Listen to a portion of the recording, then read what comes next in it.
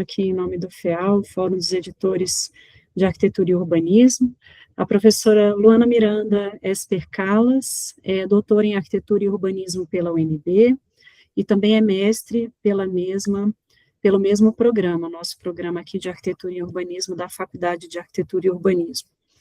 É graduada em Arquitetura e Urbanismo pela Universidade Federal do Piauí, tem experiência na área de arquitetura e urbanismo, principalmente nos temas de geoprocessamento, planejamento urbano regional e metropolitano, com enfoque nos instrumentos de política urbana, paisagem, com enfoque em paisagismo e novos usos nos espaços públicos, e sustentabilidade, com enfoque em infraestruturas verdes.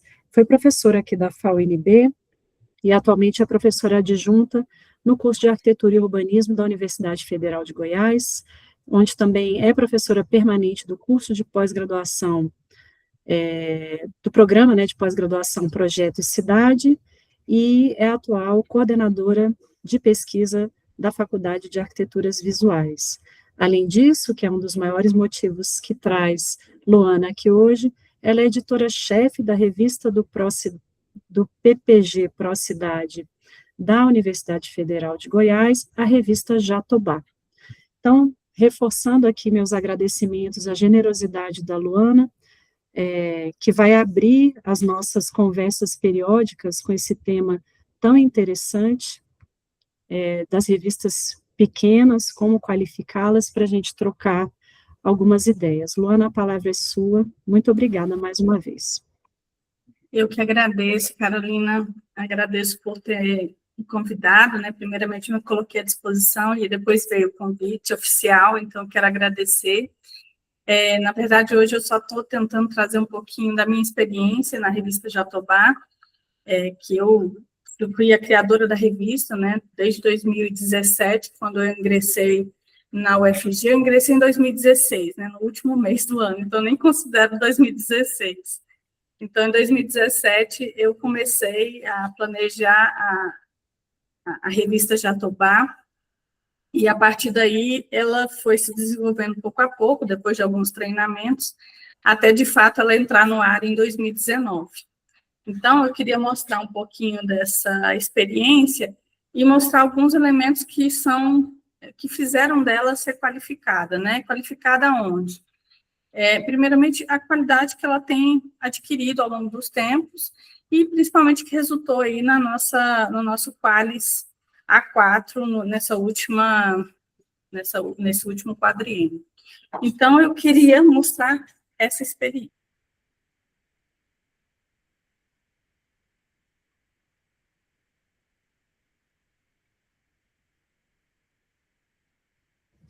Luana, o seu microfone fechou.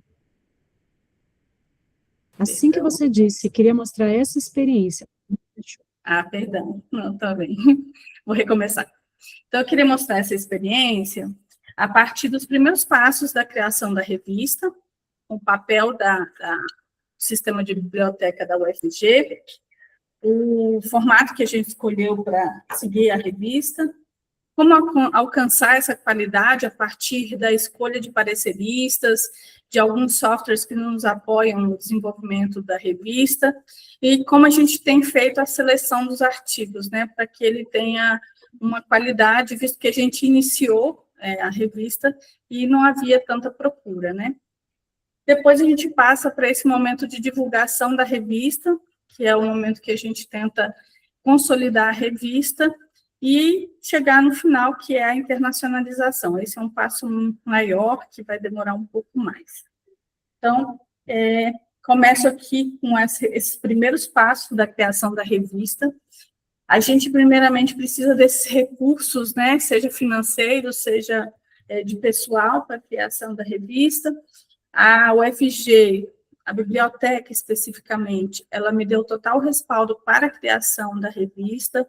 Eles têm todo um portal de revistas que contém desde a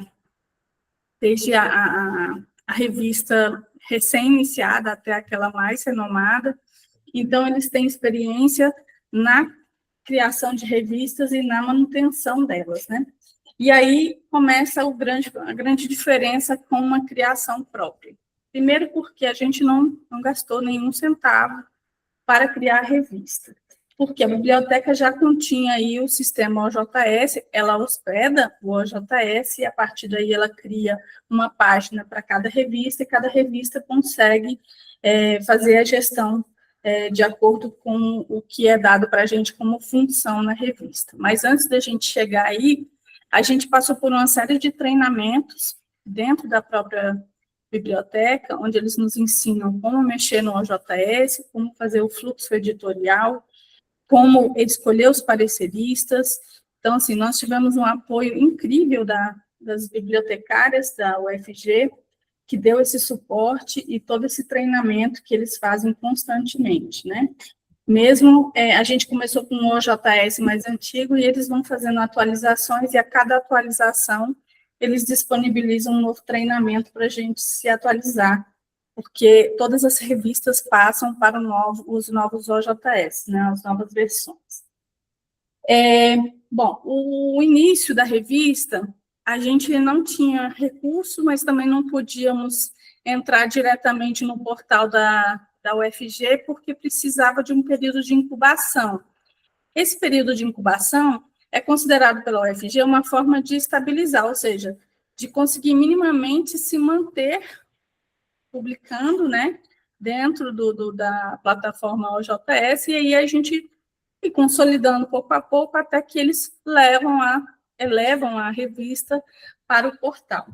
Então, foram mais ou menos 3 anos de incubação até a gente conseguir ir para o portal. Inicialmente, quando a gente não vai para o portal, a gente não tem direito a muitos itens, né, do que a gente gostaria, como o DOI, que é o Identificador Internacional do artigo. Então, a bibliotecária sugeriu que a gente adquirisse por fora, né? E aí ela sugeriu a ABEC, que é a Associação Brasileira de Editores Científicos, onde eles disponibilizam, né, com um valor até irrisório, vamos dizer assim, né, só que a gente teria que desembolsar para colocar os DOIs de todos os artigos.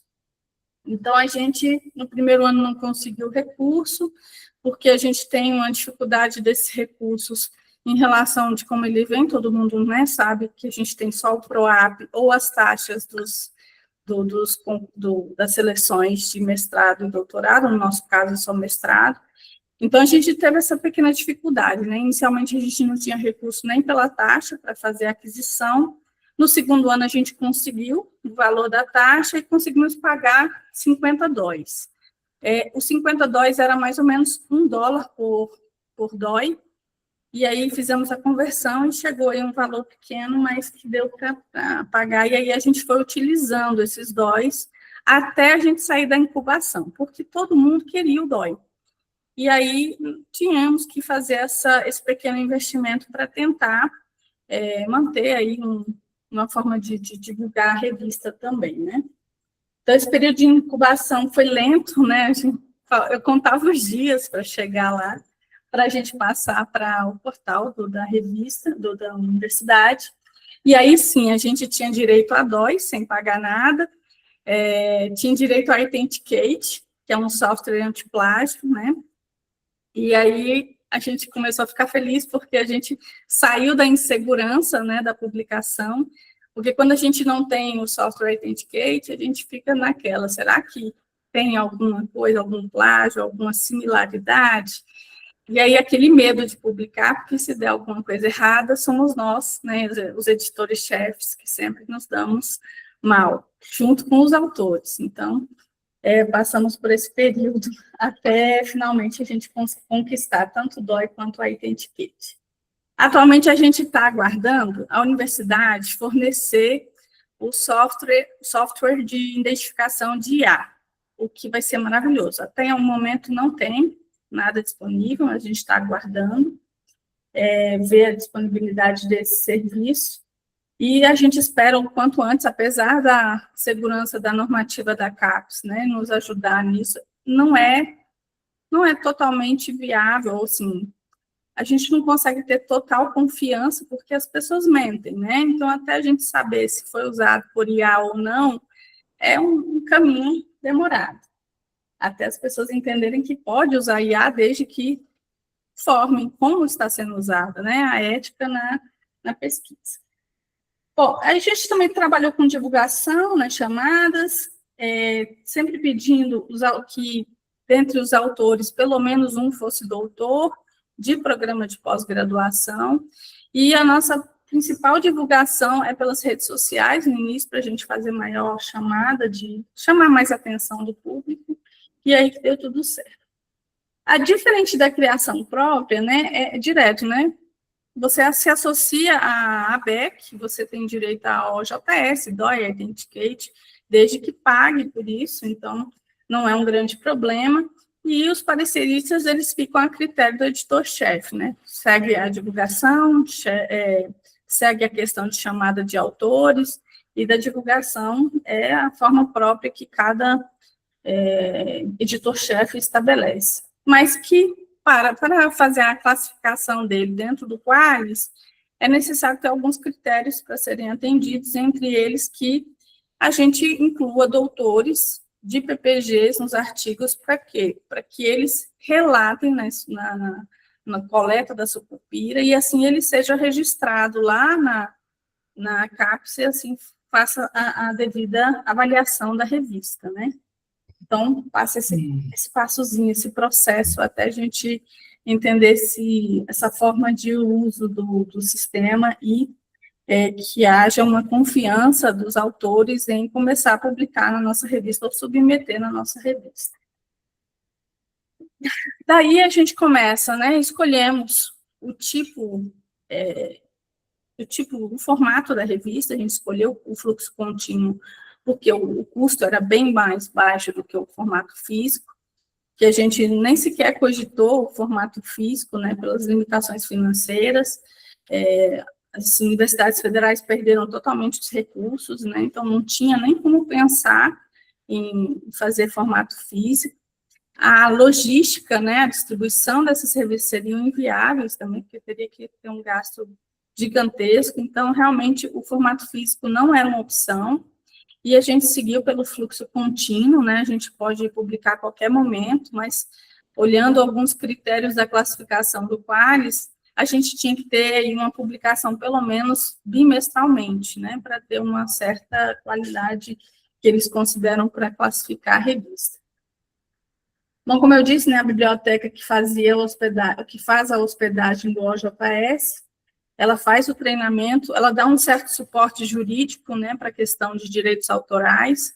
Isso é importante, que para a gente, né, que não tinha muito conhecimento sobre essa questão de direito autoral, a gente teve que meio que ler a lei nos mínimos detalhes para a gente tirar qualquer dúvida de algum plágio, né, de fotografia ou de imagem que fosse utilizado, né. E a gente tem um total suporte editorial. Aí, o que a UFG faz? Né? Ela contrata uma empresa para fazer a manutenção do OJS. Apesar de que o OJS seja gratuito, ele precisa de alguma manutenção. E alguns treinamentos na ABEC também, né, como Ciência Aberta e outros, a gente também acaba tendo o direito de fazer esses treinamentos, o que é ótimo, porque assim a gente vai se atualizando e tentando adequar a revista às novas formas de publicação, né? E a Ciência Aberta está aí, não adianta fechar os olhos, a gente tem certo receio, né? Mas estamos tentando aceitar a Ciência Aberta de uma forma mais tranquila, né? Bom, para a gente alcançar a qualidade ou atentar essa qualidade pelas revistas pequenas, e eu estou falando da revista Jatobá, o que a gente tem que considerar, né? Primeiro, a constância na publicação. Se você não tiver constância, ela acaba, inclusive, saindo do portal da universidade, o que é ruim para a gente, porque o portal é a forma de busca das revistas. Se ela não está no portal, ela começa a ficar difícil encontrá-la, né, nos meios digitais. A divulgação que a gente fez principalmente pelas redes sociais no início, e que deu certo. junto com essas chamadas de publicação, de dossiês, enfim, foi bem interessante, porque as pessoas começaram a olhar e entender que a revista Jatobá, ela estava numa esfera de consolidação e que estava dando certo, né? A gente também fez convites, né, para publicar, inclusive a professora Carolina foi uma das convidadas na nossa primeira publicação, ela e o professor Rodrigo Faria, e que deu super certo, né, porque esses convites, eles são importantes para uma revista que está iniciando. A gente quer publicar, a gente quer divulgar a ciência e também quer mostrar que a revista ela tem importância no mercado, né? E aí a gente viu a necessidade de fazer dossiês.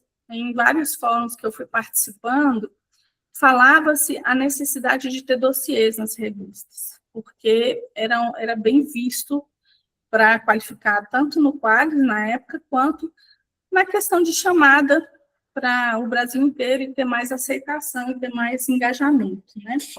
Mas também a gente não deixou de ter os artigos livres. Então, com esses itens, a gente certamente aumentou o fluxo editorial, aumentou o número de submissões. A gente tinha ano que chegava a 30 submissões, 40 submissões, isso foi muito bacana, porque a gente viu que a revista estava crescendo realmente. Na questão da avaliação dos artigos, a gente tinha que nos caracterizar de uma forma que realmente as pessoas quisessem submeter na nossa revista. Então, a gente começou a dar um tempo de resposta menor. O nosso tempo de resposta nos primeiros meses foi de 1 mês, e nos outros meses a gente passou para 2 meses. O que deu foi bem aceito pela comunidade, porque começou a ter mais engajamento na submissão, e porque a gente tinha um retorno rápido, né, para os autores. Então, a gente conseguiu aí ter um fluxo também, um aumento por conta dessa característica de resposta menor para os autores. E uma das coisas que o Qualis Capes exigia na época é que a gente tivesse diversidade, né? Que viesse publicação de várias regiões, de vários estados, e também pareceristas de regiões também diferentes. Porque assim a gente demonstrava, né, essa diversidade e a capacidade de divulgar mais a revista, né, no Brasil todo, que era o nosso foco, né, o Brasil. Esse primeiro momento, a gente não pensava em internacionalizar. Bom, com isso, a gente começa a receber essas submissões e vem a grande questão, né? Como a gente faria essa avaliação? Quem seriam os pareceristas e o que viria na sequência?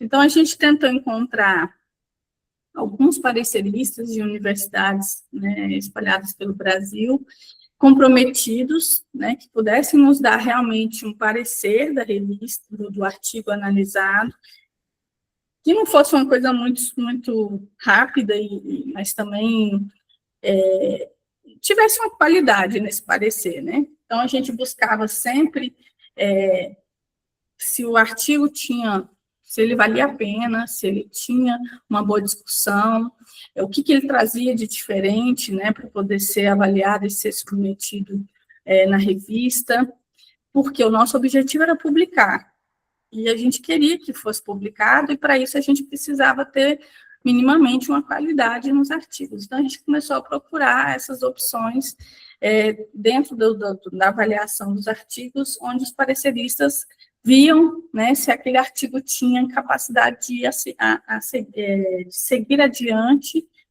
com essa avaliação, e se fosse necessário corrigir, a gente faria esse ajuste, porque nosso objetivo era publicar. Então, se via algum artigo com problema, o parecerista indicava lá, sugerimos alterações, se for grave, passando novamente por avaliação, ou sugeria alteração, se não fosse muito grave, que pudesse aí fazer essa justificativa, caso não precisasse mudar o que o autor tinha decidido, né? Sempre tentando não alterar o resultado da pesquisa, que esse era o nosso principal objetivo. Então, procurávamos também os pareceristas da área, de conhecimento na área, para poder fazer essa análise, e aí não ter muito problema. Lógico, parecerista é difícil a gente conseguir, não é uma coisa encontrar em qualquer esquina, porque leva tempo para fazer a análise, esse comprometimento, ele requer uma cuidade, né, no desenvolvimento desse parecer, então leva um tempinho para a gente encontrar algumas pessoas que a gente consegue, né, se identificar na revista e continuar sendo nossos pareceristas. Além disso, a gente precisava também de diversidade, né, dos avaliadores, mas a gente mantinha alguns do nosso programa. Sempre uma quantidade menor, mas ainda assim, nosso programa também fazia parte desses avaliadores e a gente convidava de outros PPGs para trazer essa diversidade. Com isso, a gente pedia para o parecerista também incluir que fez a análise no Lattes, né, e relatar no Sucupira quando possível, porque isso também ajuda a lembrar da revista lá na hora de fazer a análise dela. Além disso, a gente passava o artigo pelo Authenticate e uma avaliação das normas da BNT, de forma que a gente tivesse também um artigo que fosse bem desenvolvido a partir das normas. O que a gente fazia antes, né? Primeiro, quando eu recebia os artigos, eu passava primeiro pelo Authenticate e pelas normas, né, se estavam tudo ok, e se não estivesse, a gente devolvia. O que isso resultou? Menos artigos. Então, a gente fez o inverso. Primeiro, a gente passava para os pareceristas, e depois a gente passava pelo Authenticate e pelo ajuste da norma, porque a gente sabia que a pessoa ia ter interesse em continuar fazendo, né? Então, isso foi importante, essa ordem, né, essa alteração da ordem foi importante, porque a gente sabia que as pessoas iam ficar engajadas em continuar com a revista, no artigo na revista, né? Agora, a gente fazia nesse tom educativo. O que acontece? Por algum erro, por um esquecimento, a pessoa acabava escrevendo alguma coisa que já tinha escrito em outro documento. Isso é considerado autoplágio. Então, a gente tentava fazer com que eles se, pelo menos, autocitassem. A autocitação, ela é ok, né? Ela não é um problema. Então, se modificava, a gente aceitava o artigo. Se não modificava, aí a gente tinha que recusar, porque isso ia começar a comprometer. Nas primeiras publicações, a gente teve muito autoplágio, e a gente acabou deixando passar, porque a gente fazia a observação de que aquele artigo era fruto de uma dissertação, de uma tese, enfim, tinha essa observação, então não era um problema. Mas hoje a gente já não faz isso, a gente pede realmente para a pessoa citar o documento de referência que ele utilizou, mesmo que seja ele o autor, porque assim torna a pesquisa um pouco mais confiável, né? E o software que a gente usa... Essa menina é muito especial para mim. Acho que tem som saindo. Então, o Authenticate, como ele observava tudo isso, a gente ficava um pouco preocupado, né, quando tinha essas opções. E as normas a gente fazia a mesma coisa. Então, sempre a gente passava, olhava item por item para ver se a norma estava adequada, porque a norma é a norma brasileira, então vamos usá-la de uma forma correta. Então, sempre a gente ia e voltava com o artigo até que a pessoa fizesse adequadamente. Com relação a plágio real, existente, como eu falei, a gente utilizava também esse momento como educativo, por quê? Porque a gente não rechaçava o artigo de primeira, a gente apontava que existia um plágio, mostrava onde estava o plágio, que era identificado por um link, e a pessoa olhava, e a gente fazia a sugestão, olha, ou você altera o texto e faz a devida referência, citação, ou retira essa parte do artigo, reformula esse trecho. E com isso, a gente conseguiu com que o artigo tivesse maior confiança, e a publicação ser mais robusta nesse sentido. Então, era assim que funcionava, né? Similaridade, né? O software ele encontra a similaridade do que foi escrito anteriormente, e identifica se é plágio ou autoplágio, isso é feito manualmente, a gente, né, editor-chefe, pega o artigo, passa pelo software e vai lendo. E aí, à medida que o software marca dessa forma, ele aponta a numeração e o link que é respectivo. Com isso, a gente clicava na obra e via o que tinha de cópia, né, de similaridade. Se fossem palavras isoladas, a gente não considerava plágio. Mas se tivesse uma frase inteira, toda unificada, né, uma frase completa, aí a gente considerava plágio, pedia para citar corretamente, fazer, se fosse menos de 3 linhas, é a norma. Menos de 3 linhas no corpo do texto, com aspas, se não, fazer separado, com a citação direta, tudo direitinho. Ou então, modificasse completamente esse trecho com uma frase específica, retirasse. Enfim, a ideia era fazer essa parte bem, para eles entenderem que era necessário tomar cuidado na hora de publicar. Mas isso deu muito certo, porque a gente conseguiu uma melhoria nos artigos, a gente conseguiu mais artigos para publicar, e pequenos erros, né, pequenos equívocos de similaridade que acontecia. Dava para notar que eram pequenos equívocos. Agora, quando vinha artigo completo, com só citação, aí realmente não dava para aceitar, né, que não era nem resumo, nem uma revisão bibliográfica, era simplesmente uma colagem de citações, e isso realmente não acrescenta em nada, não é uma pesquisa, não é nada, né? É mais um fichamento, e a pessoa acaba não fazendo corretamente.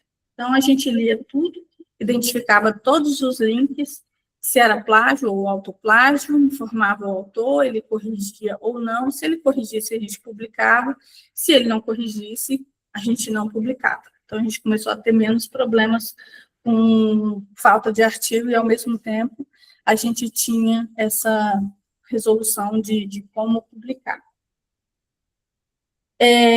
Com as normas, era muito parecido, né? Mas, no último ano, teve um aumento de equívocos de uso da norma.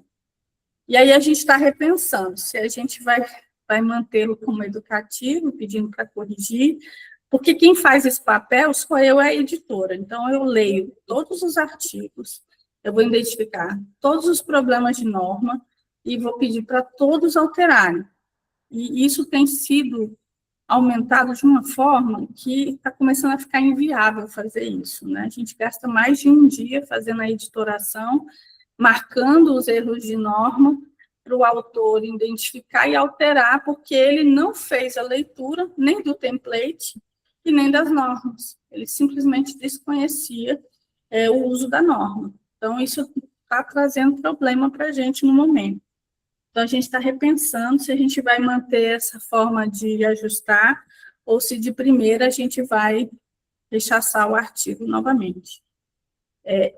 Vamos ver se isso vai dar certo, né? Porque a gente precisa de artigo. A gente ainda está numa situação que não tem tanta submissão para fazer grandes escolhas de artigo. Como eu disse, a gente precisa publicar porque o objetivo da revista é divulgar a ciência, divulgar o que é feito nos diversos programas de pós-graduação, e isso é importante para nós, para a gente também se estabelecer no mercado editorial.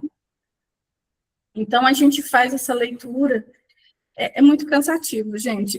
Para vocês terem a noção, no último dia do ano, eu estava fazendo editoração, porque a gente não tem tanto tempo, a gente faz a editoração, a editoria da revista, no nosso horário extra, que a gente não recebe por esse serviço, ele é totalmente voluntário, todo mundo que trabalha na editoria sabe que é um trabalho voluntário, né? A gente não tem acréscimo salarial nem nada, e, além do que, a gente gasta um horário de descanso para fazer isso. Então, o mínimo que a gente espera dos autores é que se atentem às normas, né? Para poder a gente ter, minimamente, uma produção com a codificação correta, que é comum a todos, pelo menos aqui no Brasil. Então, a gente pede para alterar, é obrigatório, se não altera, a gente não publica. Para a gente ter certeza que isso vai para frente ou não. E aí, quando é alteração muito simples, né, caixa alta ou caixa baixa, coisas simples, eu mesmo faço sem pedir para o autor fazer. vou na hora da editoração, eu já vou fazendo. Quando é uma coisa muito evidente, aí eu marco, ou não, quando é muita coisa, e mando para o pré-print, para a pessoa. Pré-print a gente chama aquele que é antes da publicação definitiva. A gente manda para a pessoa, para ela fazer uma última revisão. É o último momento que a pessoa tem para fazer a revisão, se tiver algum equívoco, e aí a gente publica, né, para poder ter certeza que não tem erro nosso em nenhum momento. E isso também ajuda a eliminar alguns problemas de publicação, porque a gente não pode mais despublicar o artigo. Antes a gente despublicava e publicava novamente. Hoje a gente não pode mais. Então, para evitar isso, a gente só pede para revisar. E se ficar errado, vai ficar errado mesmo na publicação. Então, aí começa a ter uma diminuição da qualidade, né? Bom, com isso, a gente começa a pensar como seria a publicação no sentido da nossa produção dentro do programa, né? Porque a revista, ela foi criada também com o intuito de divulgar a nossa pesquisa. Então, a gente começou a pensar, para fazer essa divulgação da pesquisa interna, e não só depender de outras revistas, que, por incrível que pareça, não são tantas assim, a gente pensa que é muito, mas, no final, nós temos um mercado muito grande de autores, e o número de revistas que vão publicar aí até 25 artigos ao ano, né, não são poucas. Algumas que publicam bastante, mas para você chegar nela, né, é difícil. E algumas têm que ser paga, o APC, que é a taxa, que às vezes é tão absurdo o valor, que a gente esquece de publicar. Então, o nosso intuito era também divulgar a nossa publicação, e aí a gente fez o esquema para evitar a endogenia, né? A gente mantém 20% dos artigos destinados ao programa. Eles passam pelo Authenticate, pela avaliação da norma BNT, ele só, algumas vezes, não passa pelos pares, e outras vezes, sim. Quando passa por pares, é quando tem aluno envolvido, aí a gente destina para os pareceristas, para eles fazerem análise. Quando é só do professor, a gente não passa, né, pelos pares. E aí a gente tem essa manutenção de 25 artigos no máximo ao ano, 20 artigos de outros PPGs, né? A ideia é sempre ter pelo menos um doutor de um PPG, qualquer outro pesquisador, não tem problema, desde que ele tenha minimamente graduação. E aí a gente tem 5 artigos do PPG e 20 de outros programas. Então, a gente começou da seguinte forma. Em 2019, com 5 artigos, né? Todos com 20. A ideia era começar a publicar. Não tinha outra forma de a gente colocar no ar. E aí, 5 artigos. O bom é que depois eu descobri que o DOAJ tinha que ter no mínimo 5 artigos para poder fazer a indexação. E aí, em 2020, a gente aumenta, né, consideravelmente. Surge o primeiro dossiê, o que nos ajudou bastante a divulgar a Jatobá, e 7 artigos livres, um total de 18, então isso foi bem interessante, né? No segundo ano, a gente já ter uma visibilidade. Em 2021, devido à pandemia, teve uma quedazinha na produção, mas nada que fosse ruim, né? 13 artigos estava um número legal. Eram todos artigos livres. Em 2022, aí retomamos, né, porque as pessoas já tinham se acostumado com a pandemia, né, a forma que a pandemia vinha ocorrendo, e aí a gente teve novamente um dossiê, junto com a professora da UFBA, que fez sobre o Lelé, 90 anos, foi muito bacana, trouxe 10 artigos falando de projetos do Lelé, e 8 artigos livres. Em 2023, a gente aumenta um pouco mais os artigos, e aí nós temos aí 2 dossiês, um do ENSOS, que é um evento que ocorre pela UFSC, e o outro era a documentação da paisagem, com a professora que estava vinculada ao UFRJ.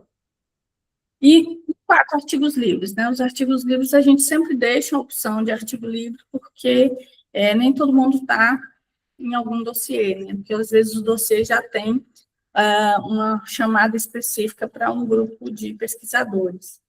como foi o que ocorreu no Observatório das Metrópoles. A gente abriu para todo o observatório, o Brasil todo, e a gente conseguiu publicar 8. Alguns não foram possíveis de ser publicados. 9 artigos livres, o que restou aí 17 artigos. Então, a gente teve uma queda novamente. Sempre tem essa variação, porque a gente elimina alguns artigos no caminho. E em 2025, ano passado, 16 artigos, sendo 9 de dossiê. A gente tem mais um para ser incluído no dossiê, então vão ser 17 também. Então, e 7 artigos livres. Isso aqui foi de um evento aqui do PPG, onde a gente teve bastante endogenia, o que não é recomendado, né? Isso porque o evento, por mais que tivesse pessoas de fora, as publicações tinham tanto problema que não era possível a gente publicar. Realmente ultrapassou aqui os problemas. E aí a gente começa a pensar na questão dos eventos, que a gente acaba aceitando alguns tipos de artigo porque a gente não tem o Authenticate para passar e rever aí a questão de plágio, né? Que é muito comum em alguns artigos. Enfim, essa foi a situação. Em 2026, a gente ainda não colocou as publicações do ano, a gente vai começar a colocar o mês que vem, e aí a ideia é que tenham 2 dossiês também, né? Um pelo Sintaxe Brasil, 3, e o outro por um evento sobre racismo ambiental lá de São Paulo, que é uma professora da Univap, que tem também contactado a gente para pedir esse dossiê, a gente conseguiu organizar, e então a gente vai ter 2 dossiês. E a gente sempre coloca um máximo de artigos por dossiê. Então, qualquer pessoa pode solicitar um dossiê com a gente. A pessoa que propõe o dossiê, ela fica como editora-chefe, a editora do dossiê, e ela fica responsável por fazer o chamamento dos pareceristas. Se no evento, né, se foi fruto de evento, os pareceristas, eles são do evento, e aí a gente coloca como é a organização de avaliação, que agora é tudo no sistema, né? Antigamente a gente fazia fora do sistema, mas nos últimos 2 anos a gente tem feito no sistema, o que facilita também o resultado final desse parecer. E aí qualquer pessoa pode propor, né? Desde que seja professor de um PPG, para a gente ter esse vínculo com a CAPES, né? Que a gente descobriu pela professora Marta Peixoto, que a gente vai continuar com o Qualis, né, só que modificado agora. Então, é interessante manter essa estrutura de professores de PPG participando, tanto de publicação, quanto de dossiê, enfim, até mesmo parecerista. Porque o nosso foco era o Qualis, a gente tinha publicação voltada para o Brasil, inicialmente, então a gente não tinha essa preocupação da internacionalização, fator de impacto externo, enfim. E isso ajudou a gente porque a gente conseguiu melhorar a qualidade dos artigos, né? E o Qualis é isso, né? A gente sabe que agora ele não vai mais sumir, que ele não vai desaparecer, ele só vai mudar. A gente não sabe ainda como vai ser essa mudança, porque a professora Marta nos falou no fórum passado, que haveria uma mudança, mas que ainda estavam sendo estruturados, mas mantendo a ideia do que foi no primeiro quadriênio da revista, né? E nesse segundo, a gente entende que os autores e pareceristas, eles têm que relatar a produção pela revista Jatobá na Sucupira para que ela seja lembrada lá na hora de avaliar. Então, a gente faz essa solicitação todos os anos aos autores para relatarem, né, nos relatórios da Sucupira, pelo Coleta CAPES. E aí eu quero trazer aqui essa questão. Nós começamos em 2019, o quadriênio foi 2017, 2020, e quando saiu em 2020, a gente estava com B2. Então, a gente nasceu B2. E aí, quando foi agora, em 2024, a gente teve a excelente notícia de que a gente foi para o A4, né? Que é bom para a gente, porque a gente vê que o trabalho que a gente tem desenvolvido, que foi demorado, né, até a gente chegar no mínimo que a gente espera de uma publicação, a gente conseguiu alcançar o A4 agora. Então, para a gente foi muito importante. A gente espera continuar galgando aí cada passinho nessa escada, e quem sabe um dia chegar a um. Só que a gente tem alguns empecilhos que talvez a gente não chegue. Por quê, né? Porque a gente tem esses indexadores que estabelecem algumas formas de avaliação, né? Não estou falando do Pares especificamente, porque a gente pensa também de divulgar a revista no máximo que a gente puder. E os indexadores ajudam a gente a chegar nisso, né? Ele aumenta a visibilidade, ele aumenta o impacto das publicações, porque se ele é visto, ele é lembrado e as pessoas podem citá-lo nas próprias produções. Então, esse potencial de citação ajuda no impacto final das revistas, né, dos artigos principalmente. E aí a gente também cria uma influência acadêmica, porque é o que todo mundo quer, né, essa influência acadêmica por meio das produções. Então, os indexadores que vocês estão vendo aqui, a gente meio que dividiu entre o internacional, de forma global, o da Latinoamérica e o do Brasil, né? Esse aqui seria o mundo inteiro, esse aqui é mais voltado para Latinoamérica, e aqui os do Brasil. Então, o que eu trago aqui? O Scopus e o Web of Science são pagos, né? São serviços comerciais. O DOAJ, ele é um identificador, né, de publicação que a gente está pleiteando. A gente já tentou 3 vezes, e o nosso problema é porque sempre dá a gente coloca uma informação em um campo e a informação não está no outro campo. E aí dá choque de informação, e aí eles falam, não, tente daqui a 3 meses, tente daqui a 6 meses. E aí a gente está só demorando nesse momento para poder fazer o ajuste final. A gente já fez a última correção e a gente vai enviar por agora. No próximo mês, no máximo, a gente envia para o DOAJ na tentativa de fazer de vez a indexação do DOAJ. O Google Scholar, enfim, todo mundo conhece, mundial, né? Norte-americano, e aí ele é simples porque a gente é gratuito, né? Basta a gente colocar, inscrever com o e-mail da revista, a gente já tem acesso e coloca todos os artigos da revista. Além da revista, a gente pede também para que os autores façam a inclusão no Google Scholar, ou façam o cadastro no Google Scholar. Por quê? Porque o Google também é um buscador. E quando você busca pelo Google, o seu artigo também é visto, né? Então, é importante ter esse registro no Google, que tem o índice H como consideração, né?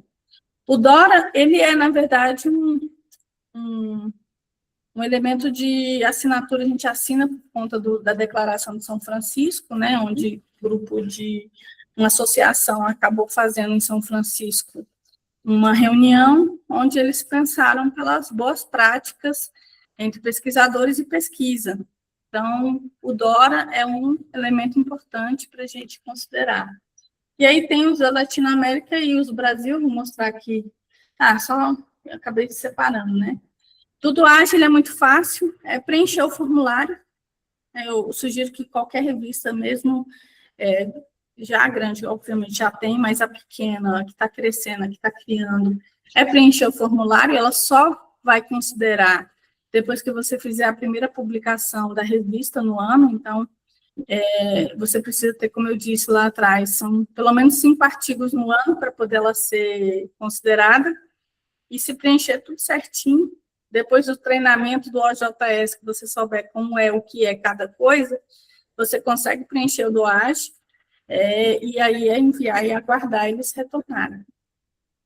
O DORA é assinar, né, essa política de boas práticas na avaliação de pesquisa e pesquisadores, e o Google Scholar é só registro também na plataforma.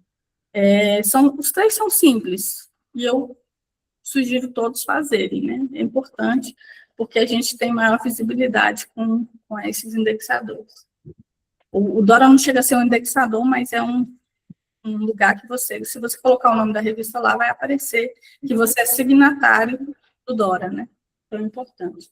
Aqui eu trouxe como é que fica o visual no Google Scholar da revista Jatobá. A gente já preencheu, já tem isso foi a biblioteca que sugeriu a gente fazer. preencher no Google Scholar para dar visibilidade à revista. Então, a gente tem aqui, ó, já total de citações, desde 2021, 89, qual é o índice H dela e o índice I10, que ainda é 1, né, para vocês verem que a gente ainda está se consolidando na comunidade. E aí nós temos aqui o da Latinoamérica. O Cielo é um indexador, né, de uma biblioteca de revistas, que as revistas querem fazer parte, mas para fazer parte dela, tem uma série de coisas que tem que atender, que eu tenho quase certeza absoluta que a Jatobá jamais vai se enquadrar. Primeiro porque eles não querem endogamia de jeito nenhum.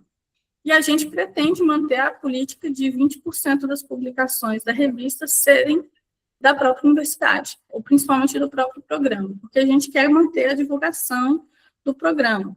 É importante para nós que ela seja um meio de divulgação. A qualidade dos artigos a gente entende que é necessário, então isso aí é ok, tem que ter o OJS, eles falam da regularidade, do formato e da qualidade científica. Da forma que é falada é meio subjetiva, mas a gente sabe que tem critérios a serem atendidos, que a gente precisa atender para enquadrar na Cielo. O corpo editorial, eles pedem que seja qualificado, também não pode ter endogenia, e tem que ser, principalmente, internacional, né, para poder ter essa qualidade. Publicação em inglês, né, exigente. O acesso tem que ser aberto, a nossa revista também é aberta, muitas revistas brasileiras são abertas, e tem que ter DOI, né, obviamente. Só que aí vem o ponto principal. Quando ela faz parte da Cielo, a gestão, ela meio que sai um pouco da mão do editor-chefe, né, do programa. E aí fica mais a Cielo que faz a gestão principal. Então, a gente perde um pouquinho da revista na hora que a gente se enquadra ao Cielo. E essa é a minha preocupação. Talvez eu mude de ideia mais para frente, porque a gente, né, vai repensando as estratégias, mas até o momento eu não vejo possibilidade nenhuma da Jatobá entrar na Cielo por conta desses critérios que eles exigem. Aí tem a Latindex, que é um sistema de revistas da América Latina, Caribe, Espanha e Portugal, que eles colocam lá, você também tem visibilidade, né? Mas o ideal é que você tenha pelo menos o resumo em espanhol para ser interessante para esse espaço Latindex. E aí eu faço a observação da gente ter, além do resumo em português e inglês, também ter o espanhol. Carolina, ainda tem quanto tempo?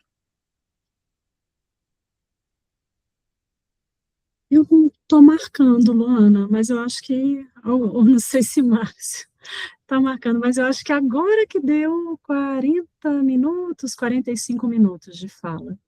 Tá bom, eu acho que vai chegar no máximo a 1 hora. Aí, então, continuando aqui, então, assim, o Latindex é um sistema que basta você preencher também um formulário muito simples, é bem mais simples que o DOAJ, você manda e eles avaliam e te incluem normal. Se você atender as diretrizes de boas práticas, acesso aberto, eles colocam a sua revista rapidamente no sistema. E aí tem o Arla, né, buscando, porque o que eu faço? Eu, quando entro em algumas revistas, eu vejo quais são os indexadores. E aí eu vou buscando sobre esses indexadores, e aí vou atrás e vejo como é que se insere. E o Arla foi uma dessas associações também latino-americanas que a gente colocou e deu certo. É do México, acho que é do México. E aí a gente coloca um cadastro simples também, e eles já incluem a gente. Então, isso sempre vai aumentar a visibilidade da revista. Né? E se você...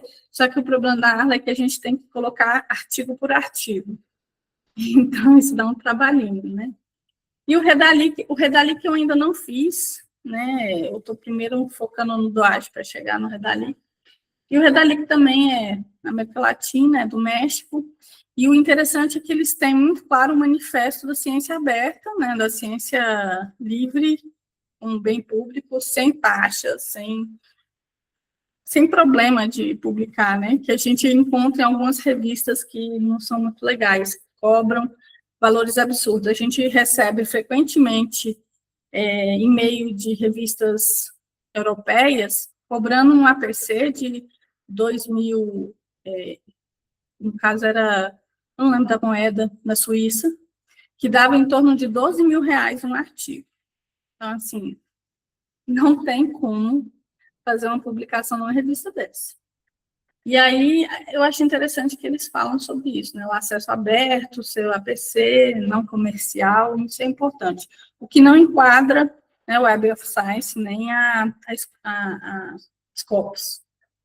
E aí, chegando no Brasil, esse aqui é o Instituto Brasileiro de Informação em Ciência e Tecnologia, lembrando que é ele que faz a inscrição, né, do ISSN da revista. E aí, depois da revista, né, atuando aí no mercado, a gente pode inserir, pode fazer um preenchimento de informações no Miguelin, no Diadorim e no Oasis BR, que tudo é dele, é do IBCT, IBCT, acho que é assim que pronuncia.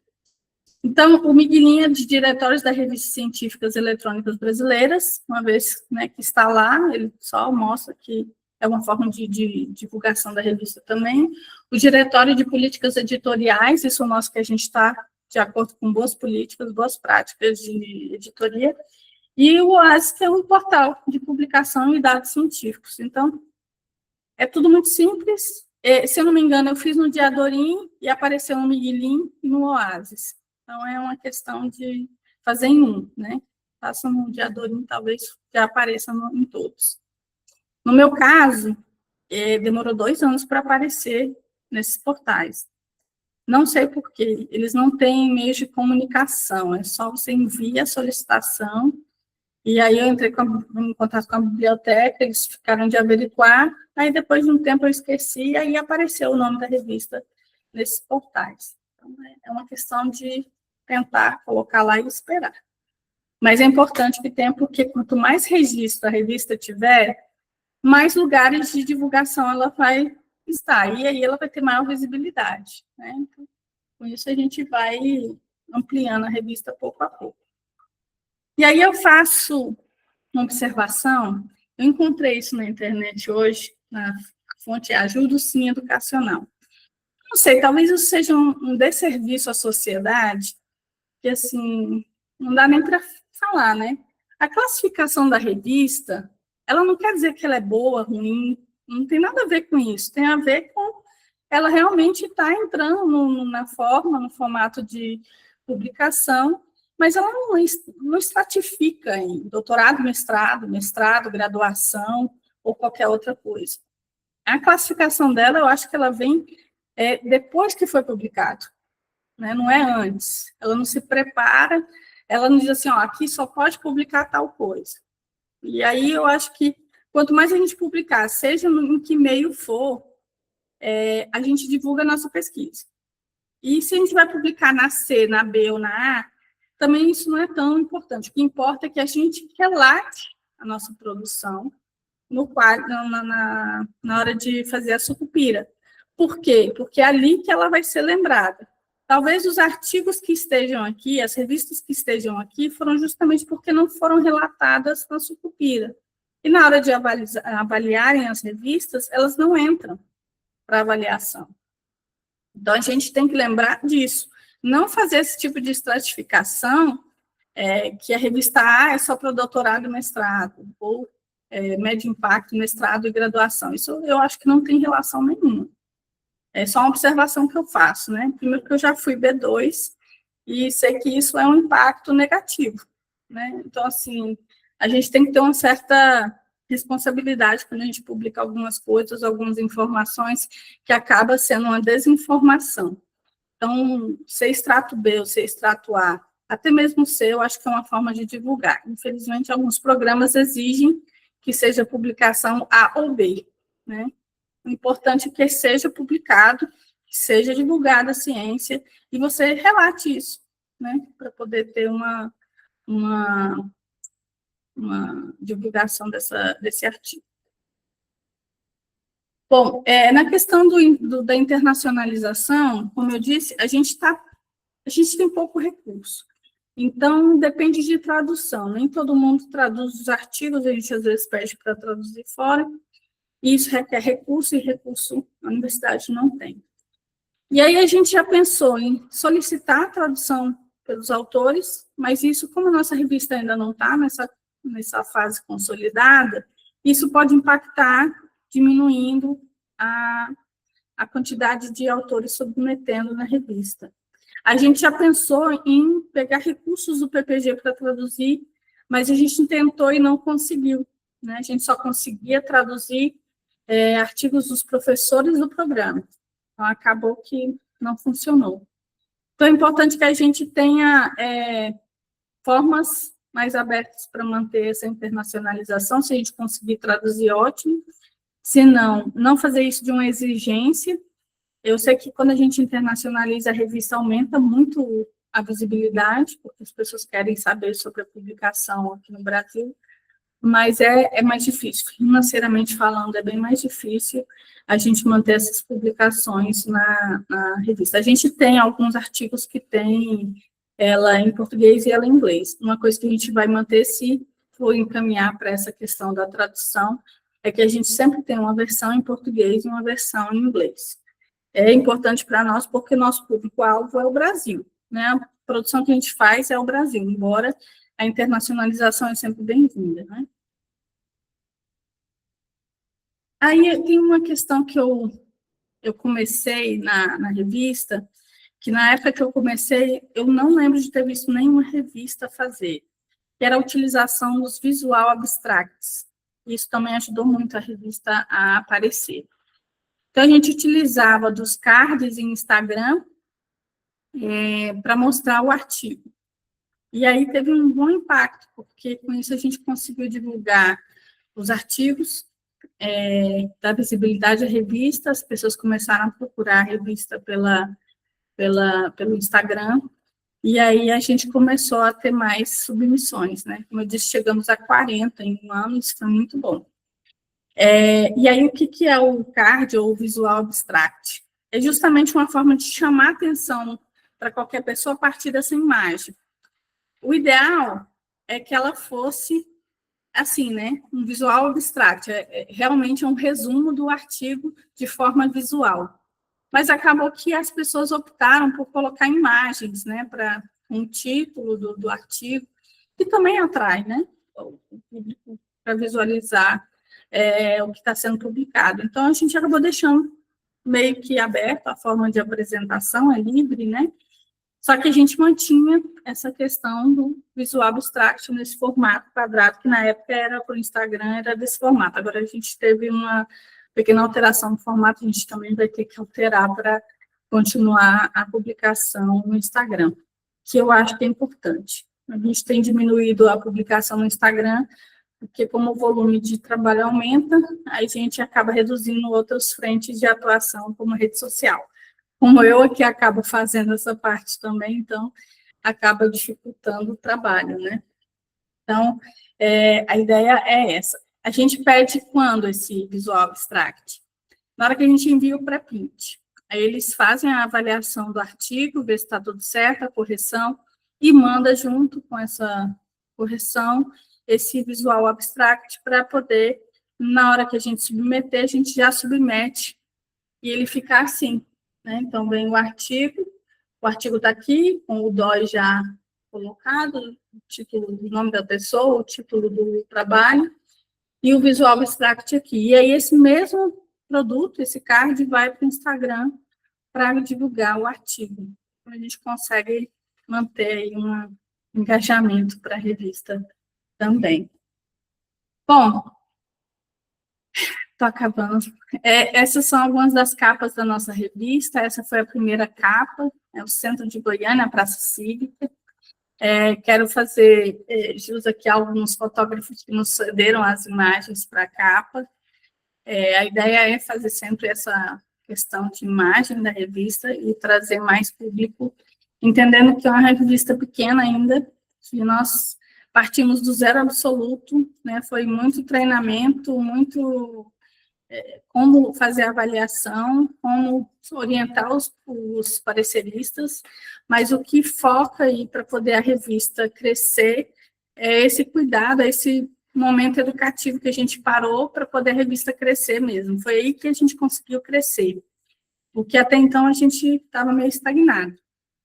Mas quando a gente começou a fazer essa parte de cuidado na publicação, com o autor, aprendendo a como fazer a publicação, a gente teve um aumento que eu considero significativo, porque a submissão aumentou bastante, embora a publicação aumentou, mas não foi na mesma proporção, né?